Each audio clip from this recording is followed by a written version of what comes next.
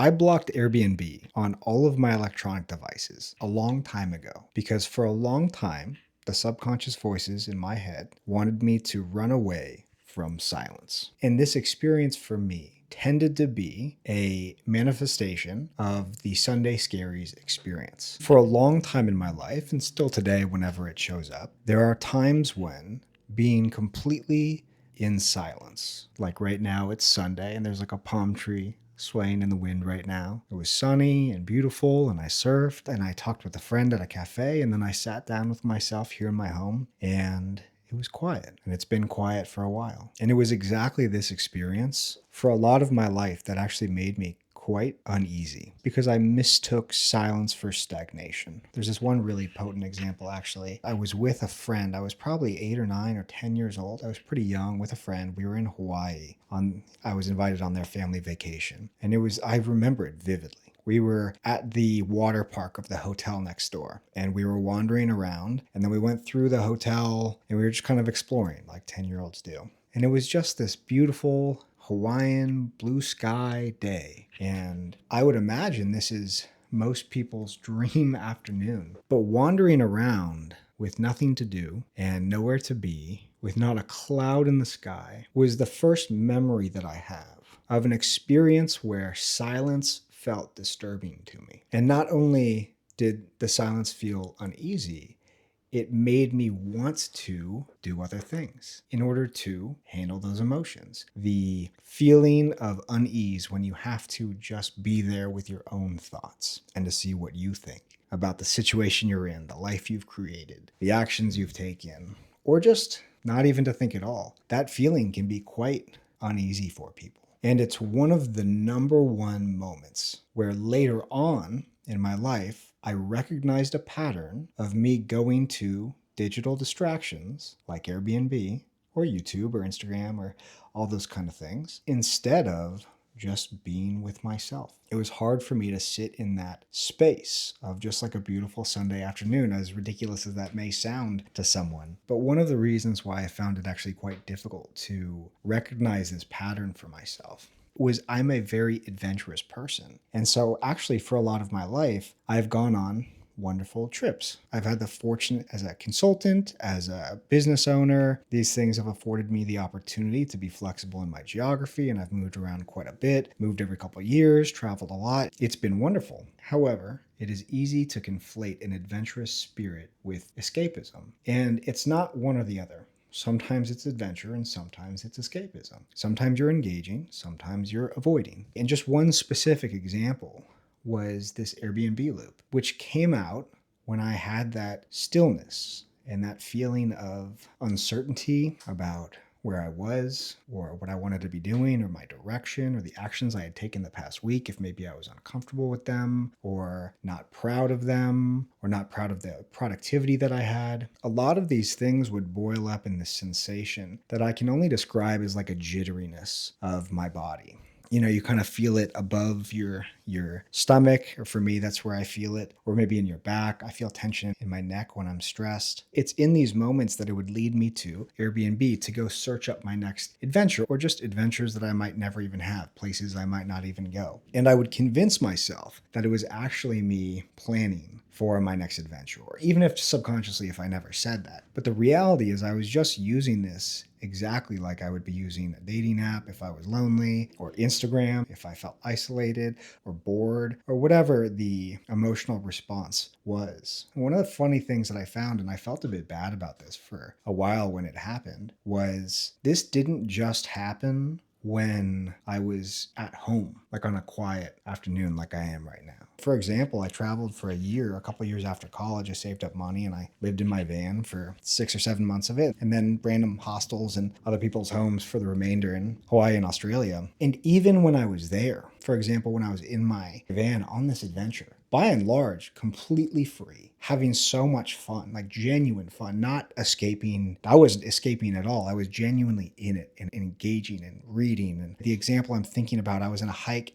called Cascade Head or God's Thumb in Cascade Head, I believe, in kind of Central Oregon on the coast. And I have this wonderful picture and memory of it. And I met these wonderful people, and they were 50 or 60 years older than me. And they talked about an adventure they went on and how some creation came out of their experience. I think it was in Mexico, and mine ended up being the book that I wrote called Seeking Authenticity. And it was this wonderful journey that I was so privileged and grateful to be on. And then I found whatever Safeway parking lot that I was going to stay in for the night. And then I remember going onto Airbnb in my van in whatever Safeway parking lot I was in, happy, but also avoiding. And it wasn't Airbnb as far as where I was going to go next. It was just disengaging. And there's nothing wrong with decompressing and disengaging. What I'm really trying to say is identifying these moments where we're engaging in a thing like Airbnb in order to disassociate from an emotion. And the reason I felt bad about that, not only because I recognized I was avoiding and not doing things I genuinely wanted to be doing in that moment, maybe meeting people, maybe exploring further, maybe reading, maybe building something, whatever I was going to do next in that moment, I was avoiding. And I felt bad about that, but then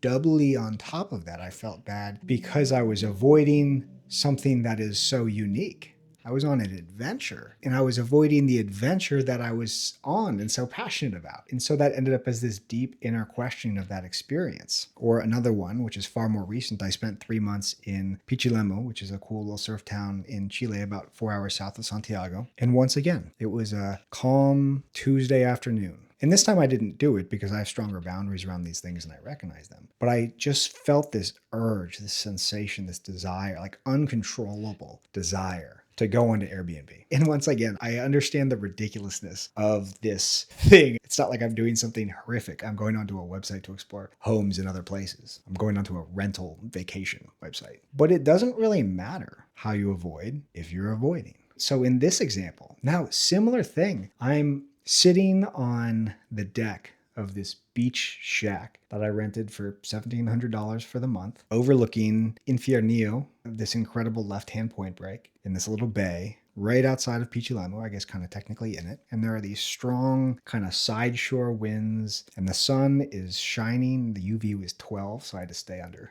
the shade because my gringo skin can't handle that. But the sun is shining and there's salt spray in the air and this just wave pool of a wave coming through. It was beautiful. And I was going to hang out with some friends that I made later that day. I was going to go to a yoga class because one of the friends I made was a yoga teacher. And so there was this group of friends that went. So it's just this beautiful experience. And all I could think about was leaving it because it was silent, because it was quiet, because it wasn't right. Whatever right meant in that moment. Now, mind you, it was right. It was perfectly correct, as many situations in our lives actually are when we're experiencing this feeling or sensation. But in that moment, it felt incorrect. In that moment, other things were going on in my life that were surfacing during a moment of silence. So even in this beautiful place that I had specifically and intentionally put myself in to surf and work really hard and practice my Spanish in the perfect moment, in the perfect presence, without any possible complaints that I could offer, I still unconsciously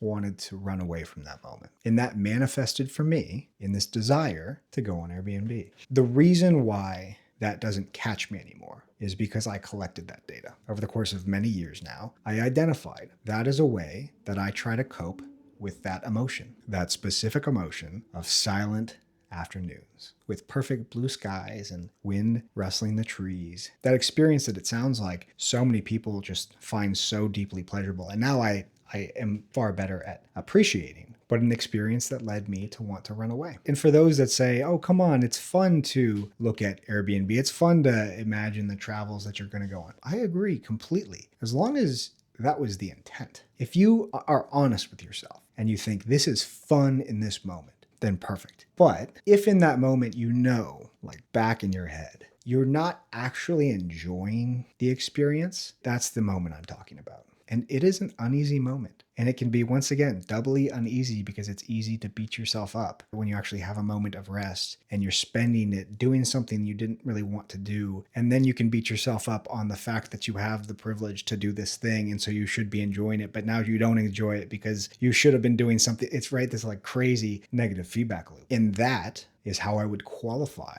the experience of running away from the present moment, running away from peace or serenity or quiet. The same peace or serenity or quiet that we claim so deeply to want. And then when we get it, we escape it sometimes. And then when I got it, now once again in the past, I would feel like I have to run away from it. And that would lead me into these behaviors. Airbnb just being one kind of silly example. The thing that I had to come to terms with was that negative feedback loop that kept spiraling and then eventually beating me up and probably leading me down to some place where I would shame myself, even if just subconsciously. The thing I had to realize and come to terms with was that there's nothing wrong with me. There's nothing wrong with me for feeling away. There's nothing wrong with me for avoiding a wonderful moment. There's nothing wrong with me for a resistance or an unease to engaging in and appreciating a wonderful quiet moment. There's nothing wrong with me for feeling uneasy or anxious ever. It's just the product of a pattern and of my conditioning and of my biology.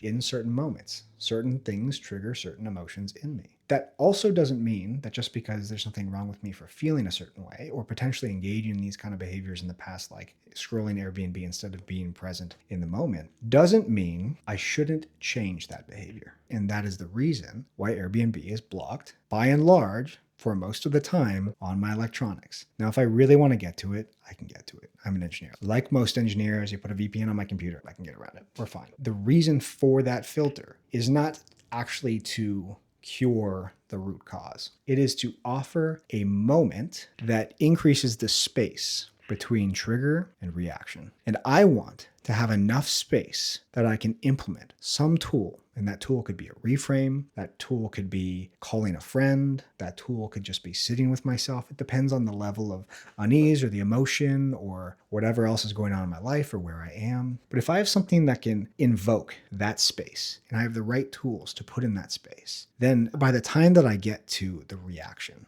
which used to be waste a couple hours of my life scrolling Airbnb in a way that wasn't productive or even enjoyable because I was actually resisting doing it because I know I didn't want to be doing it in the first place. Once again, it was not intentional, it was running away. I have given myself the gift of a high probability of moving through that experience and actually enjoying that moment, especially when I started to catch myself in this moment. This might sound ridiculous, but I had to teach myself to slow down. I had to teach myself to relax, to enjoy a quiet afternoon. It was very hard for me to do that for a long time. It still is actually quite hard for me to do that sometimes, to really just quiet down and try to not do things. And the reason I bring this up is because it sounds like a silly example of something that sounds quite harmless, is actually a self-defeating procrastination behavior that prevents me from actually relaxing, from actually being present. The point here isn't to try to over-optimize all of life. The point is to enjoy it. And the more time that I spent resisting these things that came up with any coping mechanism, whether it's scrolling my phone, whether it's Airbnb, with any coping mechanism, is something that I want to reduce such that I spend more time here in the moment, doing my thing. Even if my thing in that moment is just being quiet, meditating or sitting or watching a TV show, if I intentionally choose to do that, or going to Airbnb and looking for my next adventure, if I choose to do that. But that's the point, is it's not about over-optimizing life. It's about having a say in how you spend it. And really, at the end of the day, that's all it is. I don't need the perfect life. But on a moment-to-moment basis, I would like to choose how I spend it. And the more that I can support myself and positively reinforce behaviors that allow me to choose to engage in the present moment, whether it's a positive or a negative present moment, just being there with it, the better of a life that I feel like I have. Even if that means that sometimes I have to deal with that unease that is coming up that I was initially trying to avoid with. And I believe that if I do that, if I do reinforce those behaviors of being present in the moment, even when it's negative or uneasy, then in more of those moments, when I'm on those hikes in random countrysides or in other countries watching surf breaks that I traveled across the world to watch, or in the surf, or in the mountains, or in my work, or whatever it is, that I will be there, because that is all I get. I'm Flint from iAlign. If you resonated with this, please like this video, follow and subscribe, and I hope you're having a wonderful day. Peace.